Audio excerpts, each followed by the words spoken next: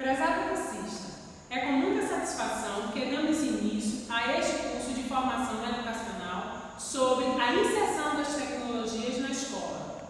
Para tanto, propomos a você uma discussão reflexiva sobre sua prática profissional enquanto educador e como utilizar os recursos tecnológicos de forma a favorecer a construção de uma aprendizagem significativa para seus alunos.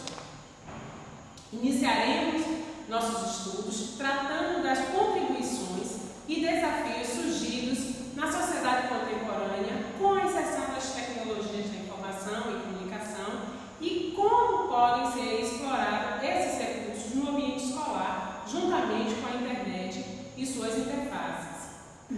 Vejamos o que Silva ressalta sobre o assunto. Para Silva, a educação com suporte na tecnologia, quer presencial ou à distância, funda-se no respeito à diversidade, no diálogo, na autoria, na produção de conhecimento e na presença de um formador que tem o papel de mediador do processo de aprendizagem dos alunos. Segundo Becker, apoio de Silva, as tecnologias atuais devem ser vistas como facilitadoras das interações entre os alunos e desses com os professores.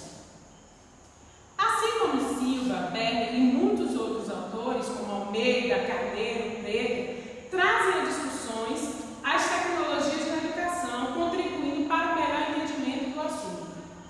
Essa formação será subdividida em 5 videoaulas, além de atividades teóricas e práticas propostas no módulo da disciplina, o que no total corresponderá a 30 horas aulas. Veja como será essa distribuição. A primeira aula será uma aula de abertura com tema central. Na segunda aula, tem como tema as oportunidades e desafios com o uso das tecnologias na escola. Na terceira aula, o planejamento com suportes mediáticos e hipertextuais. E a última aula, planejando uma aula interativa. Teremos no decorrer desse curso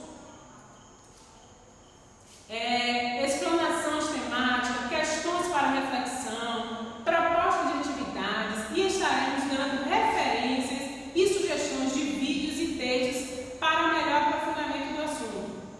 Dessa maneira, essa formação não tem como propósito esgotar a discussão do tema, e sim incentivar você, professor, o interesse pelo estudo e pesquisa, a fim de dar autonomia no seu processo de aprender e de pensar em possibilidade de utilizar dessas tecnologias no seu fazer pedagógico.